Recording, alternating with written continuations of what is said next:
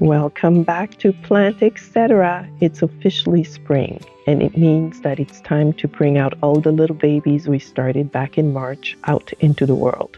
Well, out into the garden. Today we're going to clean up bed number 7 and 8. We'll prep it, and that way we can be ready to put in our little greens and maybe a little bit of a surprise at the end there with some kitchen scraps. You'll see what I mean.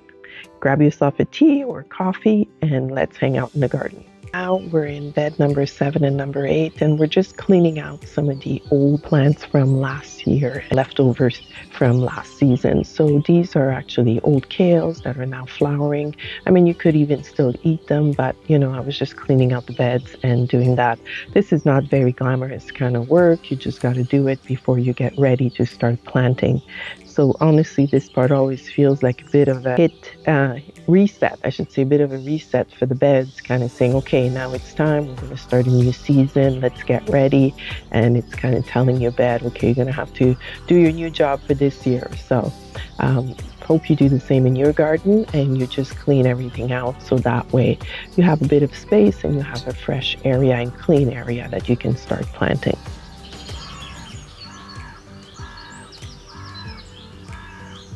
Okay, I'm showing off here my handheld tiller. It's my new toy for the season.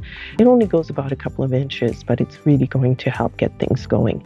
I'm showing you now the biochar. So basically this is charcoal that I've added water and compost to. So I've let it sit for about 2 weeks. It's been actually probably even longer than 2 weeks since I made it, but it's been sitting there getting ready to be used. So what I'm going to do here is I'm actually using the liquid of the biochar.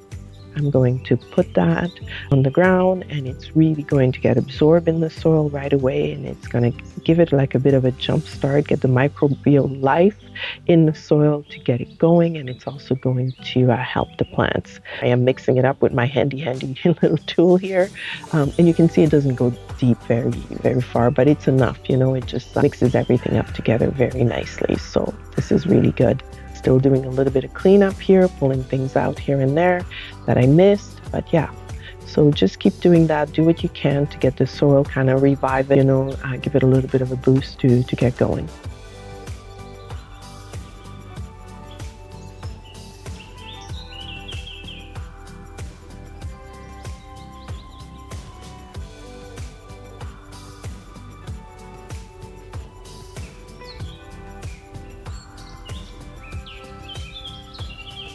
Now next, what you're going to see is I'm going to be adding some compost. Honestly, you didn't have time to be using my homemade compost. I purchased a bag and it's just as good. If you don't have time in the day, to be sifting your own compost, just get a few bags. It's at least something to get the soil going again, and it's just as nutrient rich as the one that you would be making. So this is what I'm doing here. I'm just adding some of the mushroom compost that I purchased from my local nursery. So I'm adding that in a bed, and of course mixing it up as best as I can in here. The other piece that I'm doing is I'm adding some soil. You see, I found that my soil level in that bed was a little bit low. I think I did that in both number 7 and number 8 here to just give a little bit more room and for the root system for the plant. So I added some of that on each one of the beds, and it's just regular garden soil that I got again at my local nursery, and it's very nice to get things going for the season.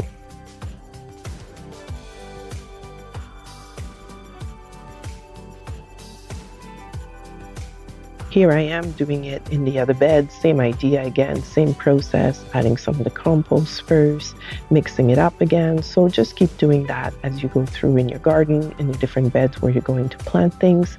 Like I said already, it's a good way to give your plants a good head start.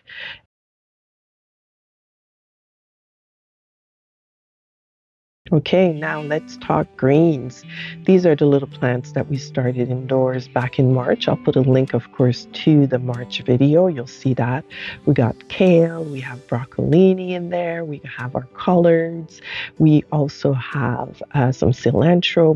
We have the 2 types of kale, I should say, curly kale and the lacinato, and then we also have our Swiss chard. So all these things, I've put them outside for 3 to 5 days to kind of harden them off.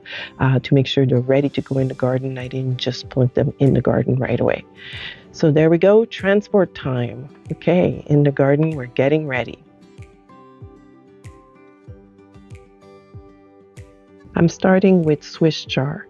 I'm going to space them about 12 inch apart. This bed is about 4 by 8, so I'm just spacing them enough so that they can have some good air circulation between each plant. You can see I have some plants that survived the winter. I'm telling you, really, Swiss chard is as tough as nails. It will take heat and it will take cold. It is one of the greatest plants to have in your garden for greens. It is very easy to grow. Next, we have curly kale. Curly kale is really the classic in the garden. It is so cold tolerant. It will survive the winter, no issues at all. And you can start picking the leaves when they are really, really young and they're actually a little sweet. So again, the same technique again. I'm going to space them out about 12 inches apart and put them along the bed here next to the Swiss chard. Next, we have the lacinato kale, or what I like to call my Jurassic Park kale, or the dinosaur kale, we should say that. It's all about those deep blue leaves.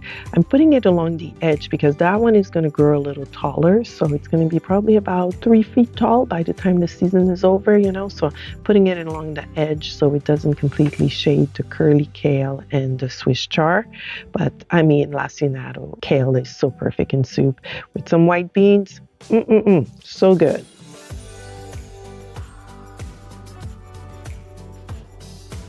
Next on is the kitchen scraps. I really wanted you to see how you could do a zero waste program at home. So if in your pantry you have some onions that have now sprouted, you can definitely use them. You can use your clump of celery and the head of your green onions after you're done cutting them up, and you can plant them in the garden and they will regenerate. It is pretty amazing, just a simple little technique like that. I've seen it a lot of time on TikTok and on Pinterest. Didn't think it would work, but it actually does work. So now I'm taking my onions and I should say sprouted onions, and I'm going to plant them in the garden, and they will look fabulous. They will give you some nice green onions. I'm actually going to separate them because there's clumps within the onion itself that you can separate when it's sprouted. So I'm going to separate them as much as possible and plant them divided. If I can't separate them, I'm just going to plant the whole thing down. But in this case, you can see from that one big onion, I think I got 4 pieces out of it. So again, that makes it a nice, easy way to fill in the garden, and it's all edible. It doesn't go bad. I don't think I'm going to get a real onion out of it, but it should work. The next thing is I was showing you these little green onions. Basically, I kept the head of my green onions as I was cooking, and I dried them out, but they were fine. Once I planted them in the ground, they're going to start sprouting. They will be fine. The celery will do the same thing again. Here's the onions. It looks really good, and it's like a real pop of green in the garden that is cheap and free. If you don't have any onions in your pantry, you can definitely get them at a discount at the store. They're usually even for $1. You can get 10, 12 of them. And here I'm showing you how I'm going to do the little green onions, putting that down. But it's so easy to use the scrap in your kitchen. Instead of putting everything in the compost, you can keep some of them and try that experiment. It actually does work.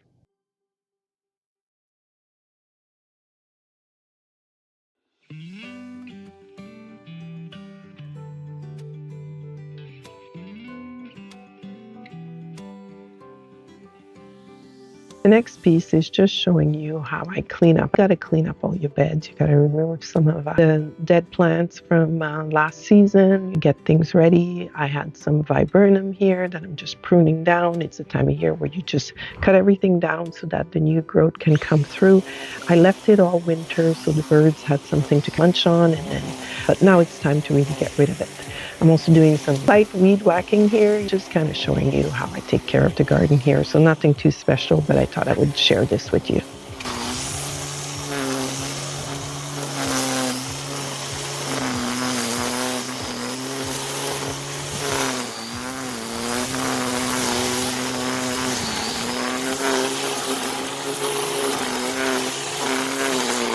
I'm just showing you now the finished planting product. It looks really nice.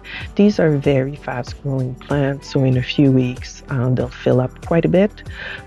I didn't show you everything that I planted, but I planted collards, I planted cilantro, I planted the broccolini. You can see a bit of the broccolini there. So all these beautiful plants are going to fill up these bed number 7 and 8, which are just right at the front close to plum tree, which also gives them shade, which actually helps. So that is something for you to consider as you're planting your greens, and you give it a little bit of shade for the summer, because that really helps to keep them going and not bolt as quickly throughout the season.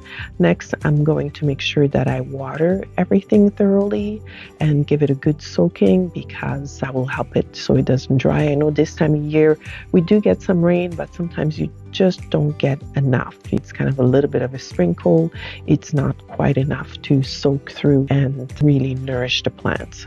So right now I'm just going to show you and just put some sound. I'm just watering. You can see the beautiful colors of everything here. It looks so nice. And I just made sure I watered thoroughly without completely soaking everything down too much. But you can see the onions, they look so nice, right? It's kind of a quick and easy way of getting some colors in the garden without doing too much, and it's right there. And same thing with my lettuce, my Salanova that survived the winter. Is such a beautiful lettuce, and I'm really looking forward to having some great salads later on here in the next few weeks. So very nice. So what I did is, like I said, I prepped the beds. I added some compost. I did add some biochar liquid. This is something easy that you can make by buying yourself some charcoal, some natural wood charcoal that you break down a little bit with a hammer, and add some water and add some compost in there and let it sit for a few weeks, and use some of that liquid to boost your soil to get it going. So this is a really nice way of getting this going here. So that's it for today. Today we planted all our greens that we started. We also got creative and planted some kitchen scrap instead of putting it in the compost. Now in the next week, I'm going to have, my next video will be about planting my potatoes and planting my mushroom caps. Yes, we're going to be planting our edible fungi for the season, which is, you'll see how I set up the beds and how I get that going.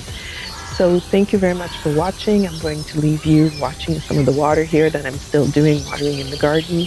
Do all the clicky things, subscribe, and make sure you share this video, but make sure you start your season. So happy gardening.